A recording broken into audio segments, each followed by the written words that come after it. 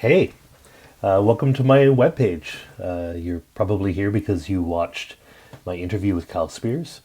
It was, I think, a great conversation we had, and I love Kyle's work. I think that so many of those interviews are really crucial right now for all of us in the ICOC, and especially ministry staff. And I wanted to put together a little something, maybe to extend that interview somewhat. We didn't get to cover everything I wanted to talk about. I've been a disciple since 1996. I've led various ministries. I led a campus ministry on a mission team back in the early 2000s. I'm a counselor by trade and a professor. I teach at King University in Bristol, Tennessee, which is great. We're actually starting a brand new Master of Social Work program there. And so they brought me on board to help them to build the field education program. So I place and oversee all of the graduate level social workers who are, advancing their careers. So I oversee those clinical placements and I train social workers. And so in addition to that, my doctoral research is all around burnout, stress and burnout among helping professionals. And so I've had these sort of parallel lives for a while now where I've, lived as a disciple of Jesus. And I've also worked as a helping professional, especially in the area of vicarious trauma, secondary traumatic stress, and burnout. And so this video represents kind of a very small attempt, a very unambitious attempt at marrying some of those ideas, because I think that certainly we have a great history and legacy in our family of churches. We've done some wonderful things, and at the same time, I've seen some maybe systemic things that have been hard on our ministry staff and hard on our members. And I think that it would glorify God to work on some of that. And so I've got a few things I want to say. I would love feedback. If anyone wants to write to me, I'd love to hear your ideas or your comments, because I'm going to be making more and more content, really in order to serve you, both whether you're in ministry or you have like as a full-time job, or if you're in lay ministry, and you're one of those people that just does kind of everything. This is for you. So I also want to mention that I have a course coming out in January. I'll talk a little bit about that at the end, and some of the plans I have moving forward. There are basically three broad areas I want to cover today. One is just defining ministry stress and burnout in the ICOC specifically. The second is talking about just the fact that we can fix some of these issues. We can actually move forward in a positive way, and I believe affect great change in both in our church and in the world through some of these changes. And the third thing is just some principles, some ideas to consider about things that may help you to have a more effective ministry and a more restful life in general. So let's start with kind of the problem. So back in 2019, I conducted a survey along with a few of the other brothers and members of the Ministers' Health Subcommittee. This was sort of spearheaded by Darren Overstreet, and Darren asked me just, hey, let's find out what's happening with our ministry staff around the world. I don't know exactly how many full-time ministry staff we have in the ICOC. We estimated somewhere around maybe 2,200 in total. We had 660 people respond. So these were only people who were supported through paid ministry. And they were from all over the world, representing all demographics, all ages, different racial backgrounds, and in fact the survey was translated into a number of different languages so that different people could participate, and so that language wouldn't be a barrier. And I just want to share some of those findings with you. So we found that a third of women's ministry leaders considered seeing a doctor or counselor due to the stress of ministry. That means 1 out of every 3 women's ministry leaders were stressed enough by ministry that they sought medical or professional help. 7.3% of ministers were diagnosed with a mental health condition due to their work in paid ministry. So that means that 7% of people actually met the criteria for some kind of mental illness specifically because of their work in ministry. 50% of the respondents experienced feelings of disconnection or distraction from their personal and family life due to ministry work.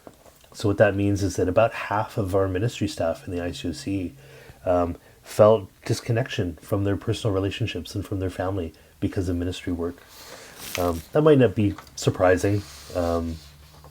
About a quarter of our ministers feel lonely or disconnected from others due to their work in ministry. A third of women in ministry feel significant stress due to unresolved relational conflict. 22% of ministers said their work in ministry has actually hurt their faith or their spiritual health. So what that means is that almost a quarter of our ministry staff said that the work of ministering in our church has actually harmed them spiritually. That's a big deal. 10% of our ministry staff have taken a significant leave of absence due to burnout. So think about that. 1 in 10 of our ministers has taken an extended leave of absence because of burnout. And this one I find a little bit foreboding. 21% said that if they could afford it, they would leave the ministry. That's a big deal.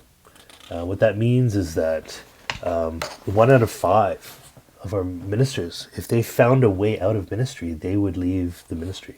If they found a way that they could afford to get out, they would get out.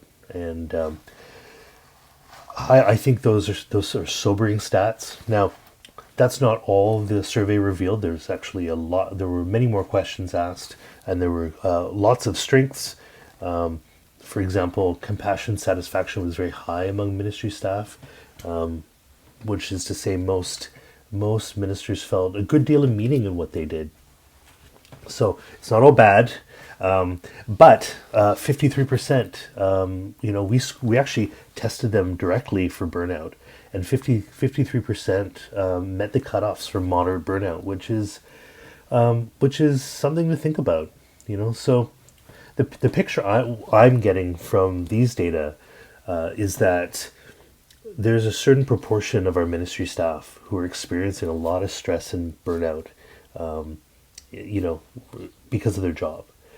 Now, one thing to consider is that we actually took this poll right before the pandemic started. It was in late 2019.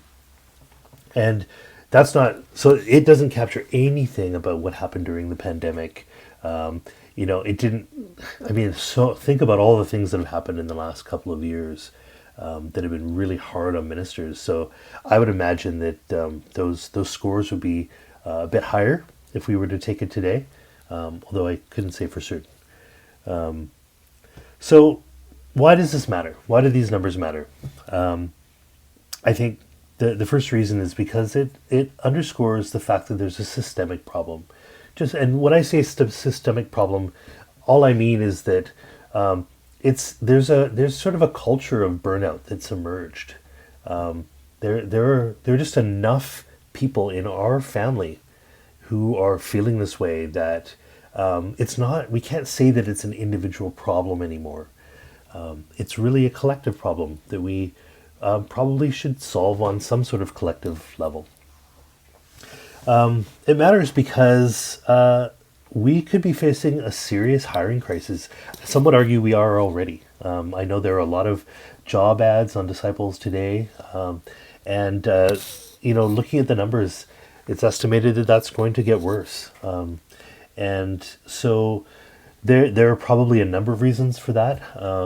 I don't think I have enough information to speak to why that's happening with any sort of accuracy, except just to say that that's an issue. It's a concern, and I'm sure that stress and burnout in ministry are not helping things.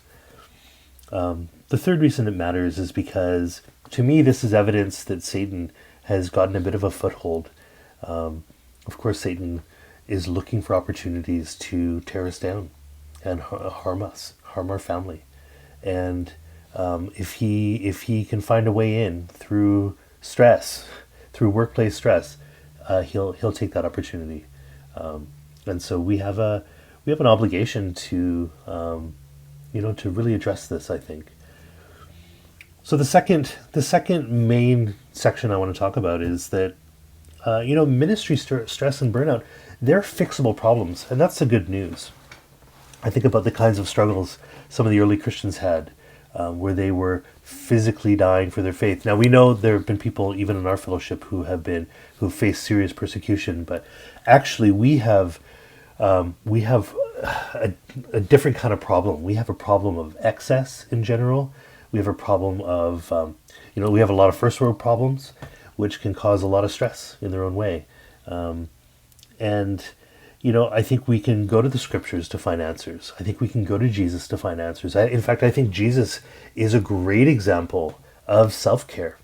And I'll speak to that a little bit in a few minutes.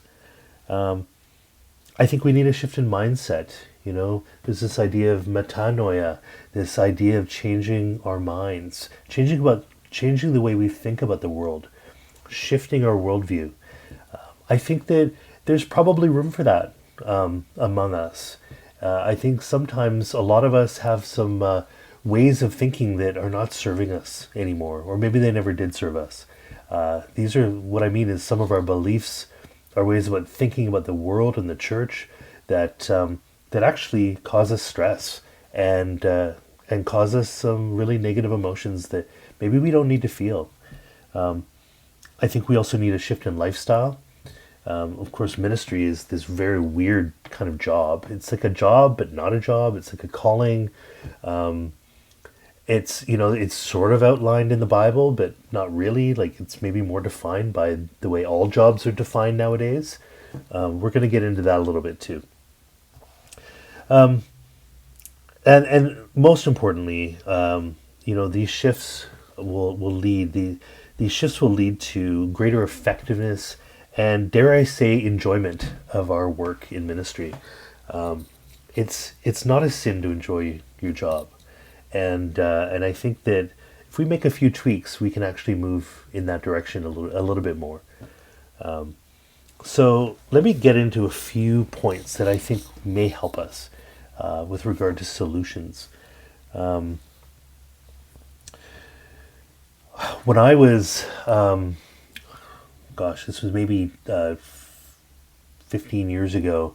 I was just starting my family. I had one child and one on the way, and I moved. I moved to a smaller town, and I remember starting with a new congregation, and I remember meeting with the minister, a very wise man, and I was just buzzing. I had left the city. I was one of these people. I was working like 16 hours a day. I was doing so much, and I wasn't getting any downtime. And I remember getting with this brother, and I'm like, are you saying that you think I need to slow down? And he said, no, I'm saying you need to stop. Like, you actually need to physically stop. And it did stop me. It stopped me in my tracks, because I was telling him about this is what I think we should do for the ministry, and I've got this plan to teach this thing and start this program, and meanwhile we were in the middle of a move. We were in a new city. We had a small child. We had a lot of things going on, a lot of transitions happening, and he had the wisdom to say, "Dude, you got to slow down. You got to take a breath." And he really helped me to see that I wasn't spending a lot of time working on me. I wasn't spending a lot of time resting and recovering. I was kind of a hot mess. I was so busy wanting to fix the problems in the church and seeking and saving the lost and all this stuff, which these are noble things. But what I didn't see at the time was that I was really a mess. I was really stressed out. I was not a compelling sort of example for anyone to I was not a good advertisement for church, let's say that. It really helped me to go after the plank in my own eye before I go after the speck in other people's. And he helped me to see that my family is actually my primary ministry, that they're actually number one, and that's okay. And in fact, not only is it okay, it's crucial that our families be our number one priority, even when we're in ministry, maybe especially when we're in ministry. So it helped me to slow down and rethink some things. And the fact is, our world is insane. We have this pace of life that is unprecedented. We have devices. I've got this little supercomputer on my wrist that goes off all the time. That tells me to do things. That gives me information. That I've got another supercomputer in my pocket that's always feeding me information. I've got my laptop, which is basically where I do all of my work. And of course, there are always things going off and coming into my field of view. There's so many distractions. Imagine the world that Jesus lived in. Imagine laying, on maybe straw in a very humble place. No air conditioning, no heat, just waking up. And there's no mechanization. You can't hear cars. There's nothing beeping. There's nothing flashing. Maybe there's like a chicken outside or a rooster, a dog barking. Maybe the voices of children running around just outside. That's how people woke up back then. And then to get to work, what do? We drink some coffee and grab our stuff and help get our kids out the door for school, and then we jump into our car, or maybe we catch a bus, and then we're in traffic. We're fighting traffic. Now, those of us in ministry often don't have to do that unless you're meeting with someone, but you know what that's like. It can be a war zone. I mean, I've lived in some of these cities. It can be very stressful. Okay, versus a few thousand years ago. Well, you walked, and you probably walked with a friend, and it might have taken 10 minutes or an hour to get to wherever you needed to go, maybe a field to work in, or a place to do some kind of manual labor. Of course, we used our bodies so much more. People tend to be much more fit. Everything was homemade. There's actually this interesting series of studies on the happiness paradox, and researchers asked, they said, why is it that North Americans that seem to have all this material wealth seem so much less happy than people in developing places, in developing nations that don't have very much wealth? And one of the things they found was that when you don't have much in terms of stuff, you focus on the things that do matter, like other people and your experiences. And so many people in developing countries, they're focused on other human beings, and they're focused on living rich lives, even though they don't have much. And so I think that's instructive for us. So we just have a very different world. So add to that the church. The church now, in many ways, doesn't look anything like the church a couple thousand years ago. I mean, it was just a different place. I would argue that our church in particular is built, yes, it's built on the Bible. It's built on a lot of wonderful things. But we're also, it's a church of its time. Every church, for better or worse, has been a place of its time. And just like we can look back, hundreds of years ago or sometimes thousands of years ago, and we can critique the church. Um, Somebody's going to critique us at some point. And one of the things I think they're going to say was that our church had two major influences. One is the influence of modernism, and the other one is the influence of corporatism. So, what do I mean when I say modernism? Well, Bible times were pre-modern. They were pre-industrial revolution. That's why people walked to work.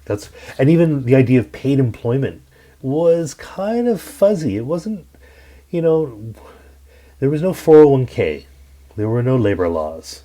Even the idea of being a minister during New Testament times, it wasn't like a job the way we think of a job with like days off, like so many weeks vacation a year, a certain set work schedule. It wasn't like that at all. But we have turned ministry work into a profession that is modern, and so there are places where that's useful and places where that's not useful. I think where it's not useful is if we start thinking of ministry as a modern job. It can lead us to maybe some work habits and thought patterns that actually aren't helpful for us. The fact is that biblically, ministry really isn't a job the way we think of it.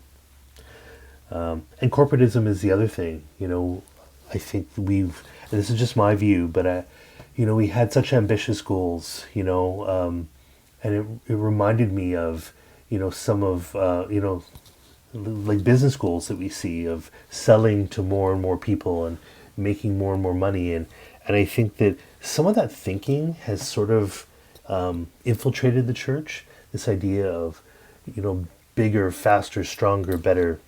This idea of progress. It's definitely one of the reasons why we sort of, planted a church in every country of the world. Like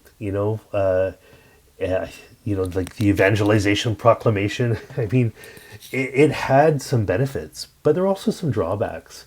And I think those are worth looking at, like what was the collateral damage that was incurred meeting those goals? Sometimes I think one of the problems with corporatism is that it places profits above people. And so then corporatism in the church means you're placing goals and sort of this ministry vision above the needs of people. And that's not a really helpful thing. And just to be clear, I think we come by this honestly in the sense that it's the culture we swim in. It's how we've grown up. And there's this saying, how you do anything is how you do everything. And so, if you think a certain way in life, it's easy to apply that to church. So I would suggest, this is my humble advice, so we need to slow down. We need to slow down our thinking. Now you may be thinking, no, we need to speed up again. We've already slowed down. We need to speed up. But what I'm talking about is in your life, you need to slow down. I met with a friend a few weeks ago, and I challenged him to cut 50% of his ministry commitments out. 50%. And because I said, look, if you do that, the remaining 50% is probably a healthy 100% for most people. And it's hard. It's hard because that thing that we're cutting out is just how? It's you feel like you're maybe letting people down, or you're it's like, well, who's going to do the work? And I mean, those are valid questions. But nonetheless, slowing down and cutting things out is really crucial. It's a crucial step for most of us because our lives are overstuffed. The Marines have this saying that slow is smooth and smooth is fast. And so what that means is, like, if you're running around frantically, you're going to make lots of errors and mistakes. And you may take longer to get to where you want to go in the end anyway. So best to take a breath, take a step back, and do things more mindfully and carefully. And in the end, you'll get to where you want to go faster than you would have anyway.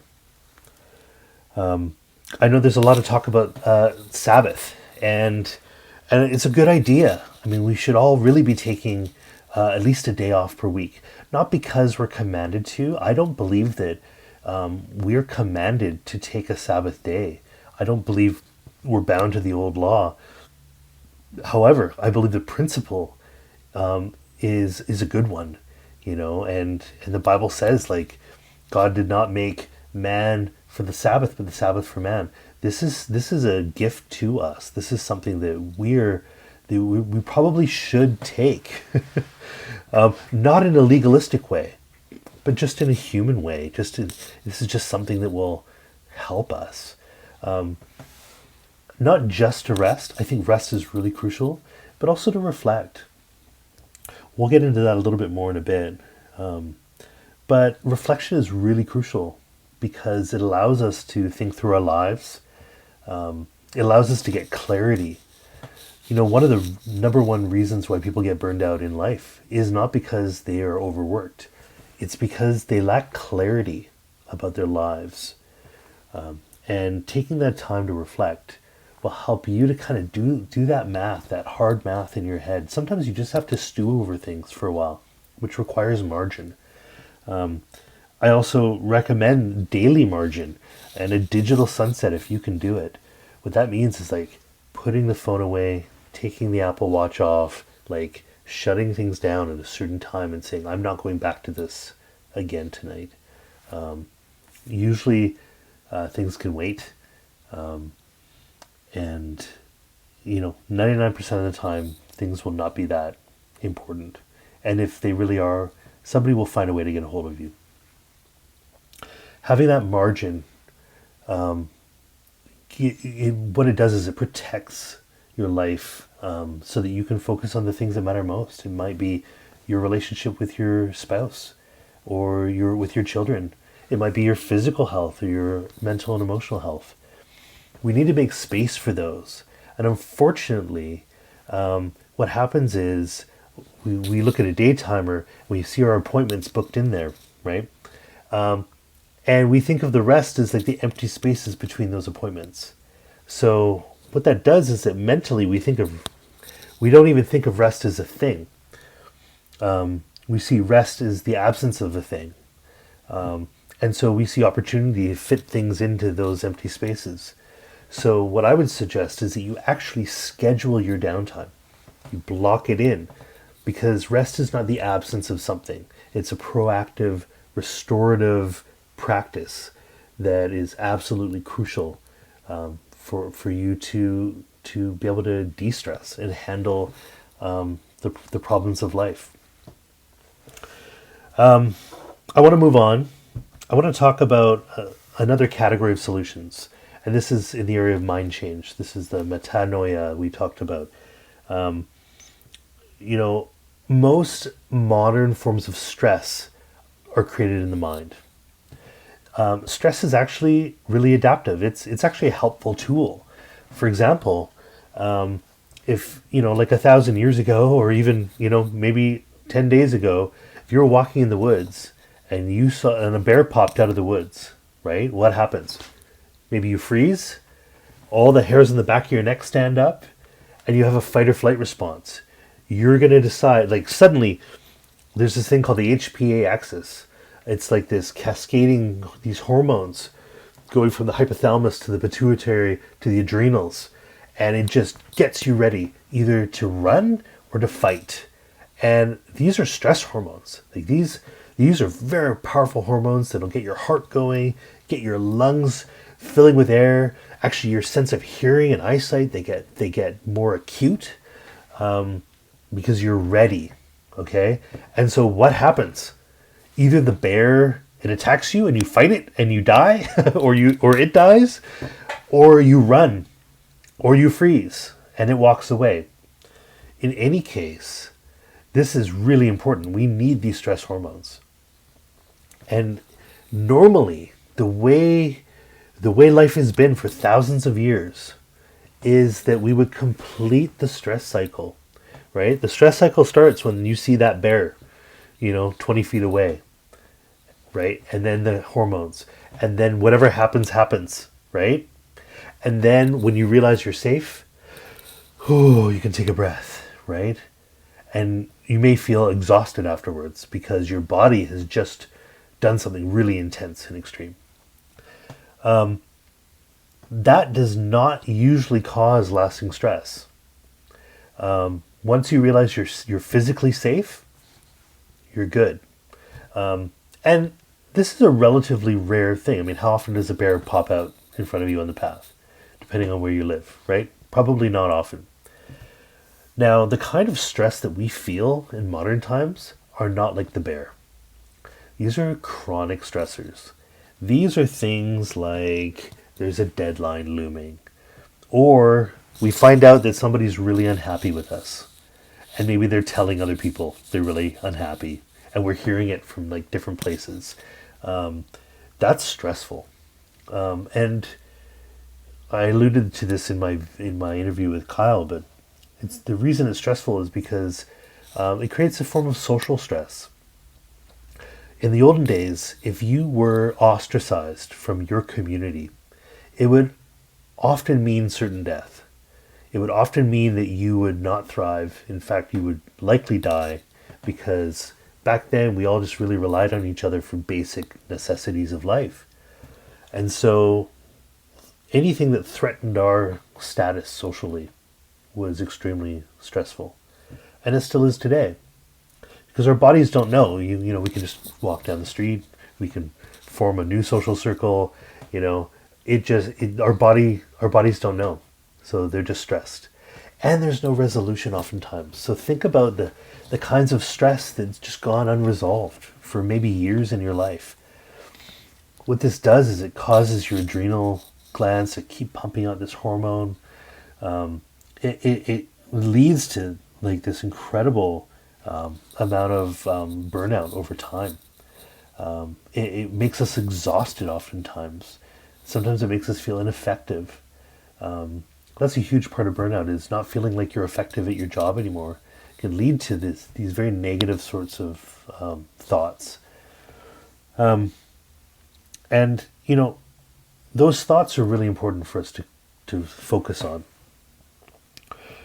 We think many, many thoughts every day, and most of them we don't even register. These are called automatic thoughts.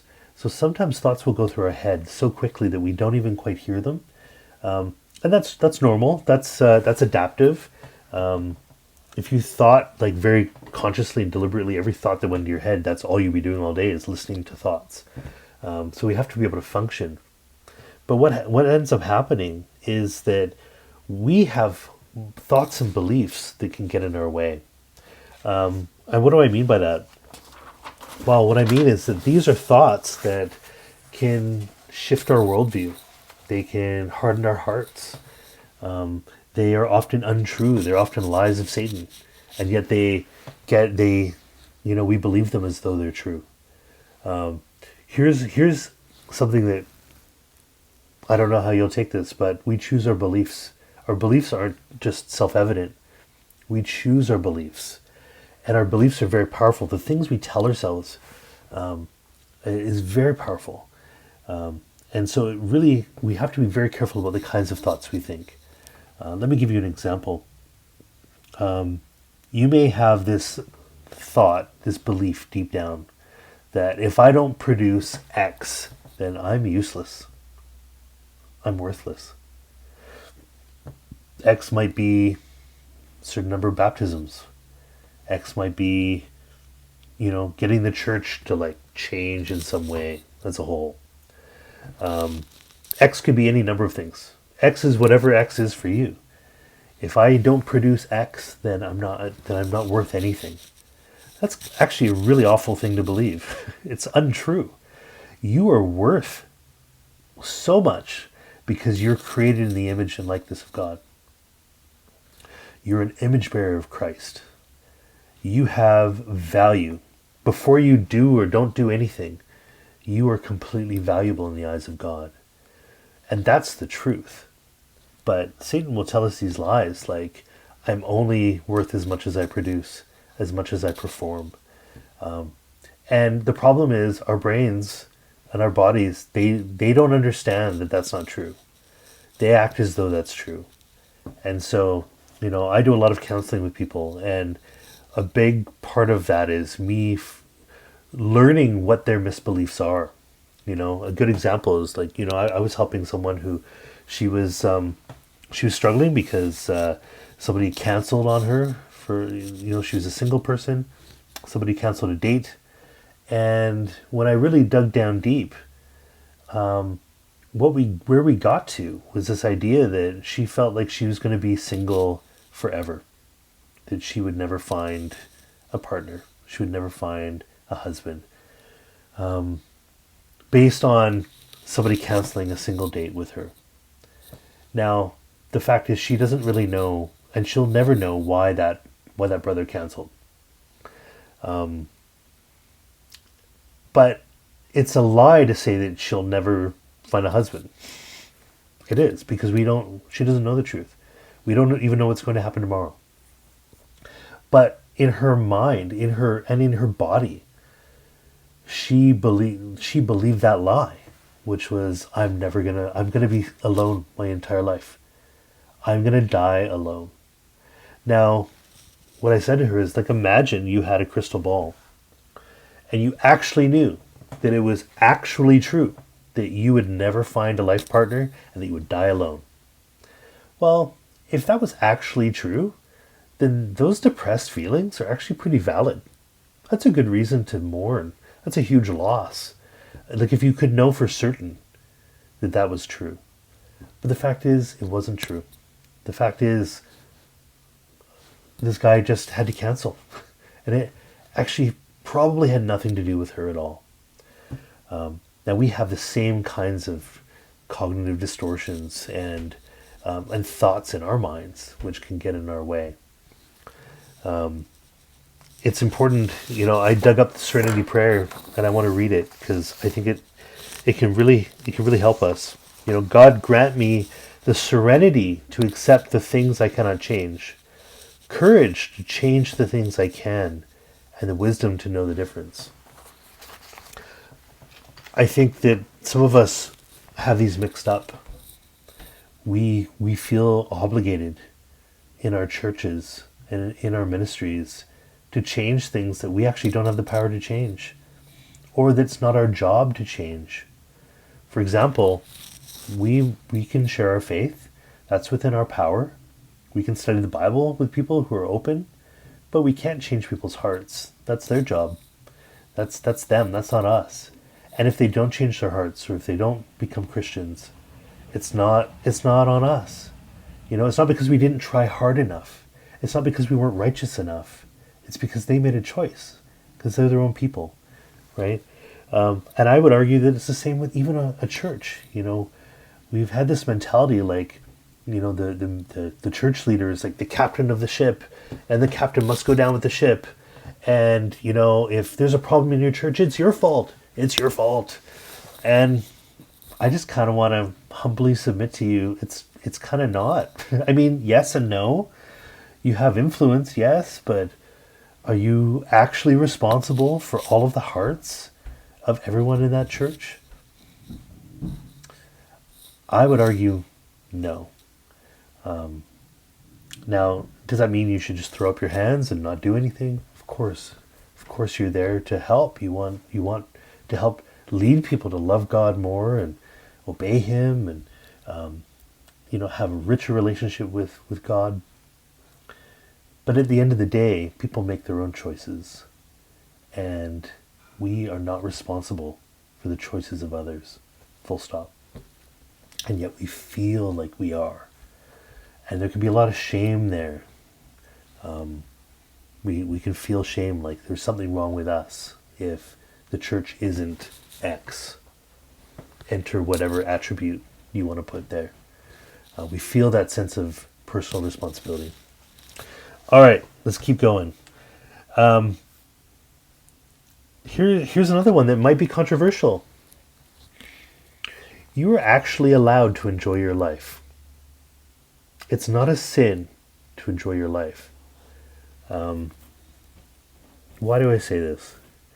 A lot of people try to give arguments for us to do self-care. And they say, oh, it's like an oxygen mask, when you're flying in a plane, they always say, always put on your own oxygen mask before you put on someone else's. And the idea is, the logic is, you have to take care of yourself first, because then you will have the wherewithal to take care of others. You'll be more effective in helping others. Now that's true, but maybe it's okay just to wear an oxygen mask because you deserve to live and not die. Maybe that's okay. It's not selfish to meet your own needs. It's not selfish to take care of yourself. In fact, it's crucial. It's absolutely crucial. So crucial that I think that Jesus it was almost like a throwaway comment of Jesus, like no one ever hated his own body, but feeds and cares for it. He's like using our care for ourselves as sort of an example of how we should care and love others. But what if we're not caring and loving loving ourselves? And I think we're in a weird time nowadays where that's really possible, where people are not taking care of themselves, and that's a huge problem. I love joking that Jesus wasn't a martyr. Jesus was not a martyr. It's ironic because, of course, he did die for our sins, but he didn't act like a martyr. Oddly, he wasn't self-important, even though he was extremely important. He had this humility. He was humble enough to know that as a human being, he needed to meet his own needs, And I believe he did a good job of meeting his own needs, like there's a reason they had to wake him up during the storm. I just imagine Jesus like kind of waking up with like crazy bedhead, like, why are you waking me up? He wasn't self-conscious about sleeping during this kind of intense time. He never asked, oh, what would the brothers say? What would the disciples say if they knew I was sleeping during this time? He never thought that way. He was like, oh, I'm tired. I need to sleep. He was called a glutton and a drunkard, right? Because he fed himself. He didn't mind enjoying a meal. He didn't mind hanging out. He went to weddings. I mean, gosh, he turned water into wine. That was like his first like big miracle. He turns water into wine. He had a good time. He enjoyed his life. There were so many times, and we don't have time to go into this, but there were so many times when he just took off, either by himself or with his guys, and he went and hiked a mountain. He just went into the wilderness. He went to be by himself. He took the time he needed, and he didn't feel self-conscious about it. Nowhere in Scripture do I read Jesus saying, "Oh, I'm really sorry, guys, but man, I gotta go. I just gotta go for like a day, and then I'll come back." Like, there was none of that guilt and shame. He just did it. He didn't have to apologize for meeting his own needs. And then when he gave up his life, he gave it up because he chose to, as this person with full agency, So I would ask you, what do you need to do to take better care of yourself? Maybe it's getting 8 hours of sleep a night. Like sleep might be the primary thing that modern humans deprive ourselves of. We get far too little of it. And I was reading last year that the average person 100 years ago got about 8.25 hours per night. That was the average. And a few hundred years ago, it was something like 9 hours a night. And now it's like 6.5 hours a night. Modern North Americans, we've really deprived ourselves of sleep, and there are all kinds of consequences that have come from that.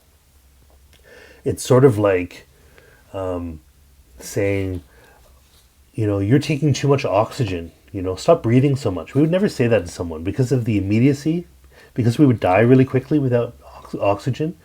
We never say, you're breathing too heavily, you're breathing too much. It's the same with sleep. Why do we have this idea with sleep Oh, well, I'll sleep when I'm dead. That's foolishness. You're allowed to have a full night of sleep. And very few things should ever get in the way of that.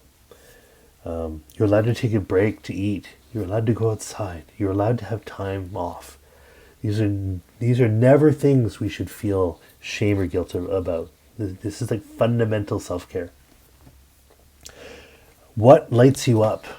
So Howard Thurman said, don't ask what the world needs. Ask what makes you come alive. And go do it. Because what the world needs is people who have come alive. That's a wise saying. What lights you up? What gets you excited? Go do it. Go do it. Spend your life doing it. And it doesn't have to be this righteous ministry thing. It doesn't. It could be painting. It could be sports. It could be traveling the world. It can be all kinds of things. Sometimes I think that maybe we think that the only things we're allowed to love to do are like the most spiritual sounding things. And it's not true. God created this world for us to enjoy. I think sometimes we have this misbelief that we have to make ourselves suffer on purpose. That we have to cause our own suffering to be worthy of God. We don't. There's enough suffering. That's why Jesus says, do not worry, right? There are enough worries of life already. And I would say that there's kind of a, something similar to that, which is like, you don't have to cause yourself emotional pain on purpose. You're actually allowed to enjoy your life. It is possible to please God and do everything God commands, obey the scriptures, live an obedient life to God, and enjoy your life at the same time. So I would say, go do those things. Here's another reason why. This gets back to the plank and the speck. I'm just sharing the advice that was given to me. It's how we parent now. We've done away with trying to orchestrate our children's behavior. Now they're a little older now. They're hitting their teenage years. I've got a 16-year-old who is terrifying. He's so smart. I don't try to control him the way I did when he was little. I try to live my life and enjoy my life because I know that what he needs is to see me loving Jesus and enjoying my life, because I'm an example to him. And I would argue that you're an example not only to your family, but to your church as well. If they see you and you're like burned out and unhappy and miserable, it's not great testimony. It's really not. So I'd say, cultivate activities that have nothing to do with ministry, that are just for you. It's totally fine. It's not a waste of your time. In fact, it's crucial, because for you to, if you are lit up by your life, if you're living a life that brings you satisfaction and joy as you walk with God, you will be very attractive. You'll be an attractive example to others. And then you can help them enjoy their lives, right? Like, you can be the change you want to see in the world. And that's an important thing. A couple more quick things under that umbrella of you're allowed to enjoy your life. Delegate things. There's this thing called the 80% rule, which is if there's someone in your life who can do the same job as you, 80% as well as you, give it to them. Let them have it. Let them do it. They may not be quite as good at it as you, but let them do it.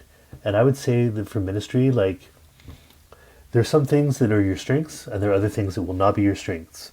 And if you can outsource those things that aren't your strengths, it'll make everyone's life easier, including your own.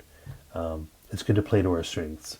Another thing is I've got a friend who he has what he calls MBRs. He spent many years in ministry, and he's the one that taught me this concept about MBRs, mutually beneficial relationships. If all of your relationships are with people who you're just giving to, maybe as a counselor type or as a ministry leader, what will happen is that your life will be kind of lopsided. You need people in your life who are there for you, who are there to do the listening, who are there to care about how you're doing. Where you can sort of take off the minister hat, so to speak. These are people that know who you are, who you can be really gut level honest with. Mutually beneficial relationships are crucial. The final thing I want to say, I've been talking for a long time, so it's not a sin to learn how to take care of yourself either. There are a lot of resources.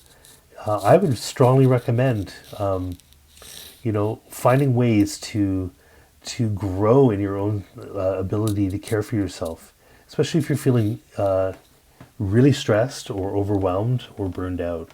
There are a lot of books out there to read. A lot of us are reading The Ruthless Elimination of Hurry by Comer, which is a fantastic book. I'm most of the way through it, and I love it. There are classes. I'd say take a class, like take martial arts or art class or an acting class or anything. There are a lot of options. You may want to pursue counseling. Counseling can be incredibly helpful.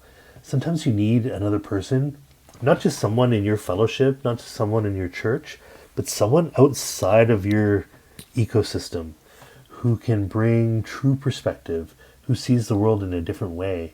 I've had some great, even non-Christian counselors at times who've, the best counselors, they figure out what your belief system is, and then they can work within that. And it's, you might need a different perspective, and that's okay.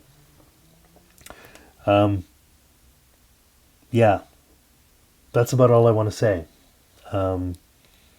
I want to remind you as well that I've got my course launching in January. It's tailored more for helping professionals in general. So I talk a lot about trauma, secondary trauma, vicarious trauma, and a more technical definition of burnout. And I teach what I call industrial strength self-care, which is like this sort of enhanced type of self-care. We think of self-care as, like hot yoga and scented candles. And, we might have this image of this very privileged sort of set of behaviors that we would call self-care. But I think of them more like a hard hat and steel-toe boots. Like if you want to work on a construction site, you're not even allowed onto the site unless you're wearing your boots and your hat. And maybe like a high-vis vest. This is safety equipment. These are like non-negotiables. They're not privileged. They're not fancy. They're just basic. And I think we need to start thinking of self-care as a very basic thing, a basic set of practices that we, that we use in our lives so that we can withstand the rigors of our position. So that's what that course is about. It's launching mid-January. It's going to be offered to the public, but also to any ministry staff or people that work in ministry. My desire is to help as many as possible in our family of churches to really live these rich and meaningful lives as we serve our God. Anyway, I want you to know I love you all. I think you're doing great work. I'm so proud of you. And if you have any questions, feel free to reach out. Let me know. If there's anything you want me to cover, I plan on doing a few more of these videos. So if there's something you want me to speak to specifically, I'd be happy to put something up. Anyway, be well and hope to see you soon.